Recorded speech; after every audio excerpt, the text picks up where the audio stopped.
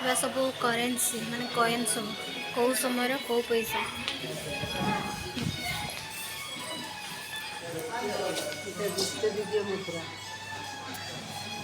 ହଁ ଏଇଟା ଗୁପ୍ତ ଯୁଗୀୟ ମୁଦ୍ରା। ଗୁପ୍ତ ଯୁଗରେ ଏଇ କଏନ୍ ଥିଲା। ଏଇଟା ହେଲା କଳଚୁରୀ ମୁଦ୍ରା।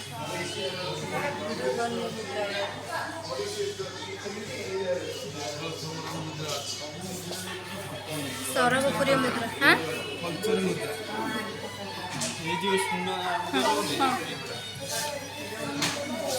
ଏଇଟା ହେଲା ଚକ୍ରଗଡ଼ର ନାଗବଂଶୀୟ ମୁଦ୍ରା। ତାଙ୍କ ମୁଦ୍ରା।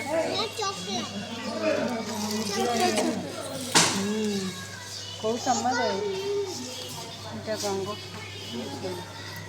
ଏଇଟା ହେଲା ଗଙ୍ଗ ଫାନମସ୍ ମୁଦ୍ରା। କୁଷାଣ ହେଲା କୁଷାଣ ମୁଦ୍ରା।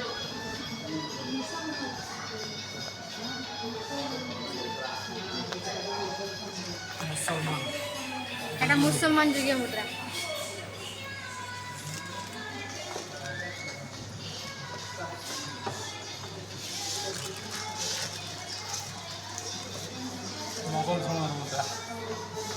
ଏଇଟା ମୋଗଲ ସମୟର ମୁଦ୍ରା।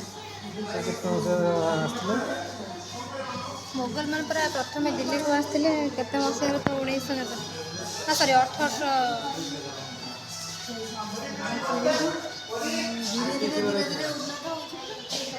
ବ୍ରିଟିଶ ହଁ ବ୍ରିଟିଶ ଯୁଗର ମୁଦ୍ରା ହିଁ।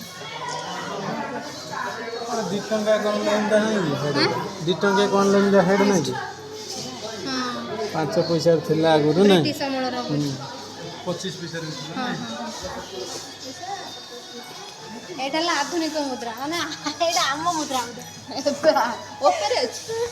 ଆମେ ଆଉ ଚିହ୍ନି ପାରିନି 5 ପଇସା 2 ପଇସା ମୋ ପକେଟ ଅଛି। 50 ଆଧୁନିକ ମୁଦ୍ରା ହେଲା 25 ଟଙ୍କାଟେ ଗୋଟେ ଛୋଟିଆଟେ କଣ ହଁ ହେଇ ଟଙ୍କାଟା ଅଛି ଏଠି। ଅଧେ ପଇସା ନା ଅଧେ ପଇସା ଏଇଟା ନାଇଁ ଟଙ୍କାଟା 2 ଟଙ୍କା ବର୍ତ୍ତମାନ ଆରେ ଅଧୁଲି ହେଇପା।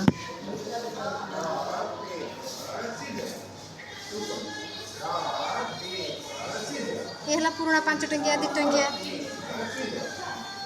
ନା କଣ 20 ଟଙ୍କା 20 ଟଙ୍କା କାଇଁ ଧୀରେ ଛା ଭାଙ୍ଗିଦବ।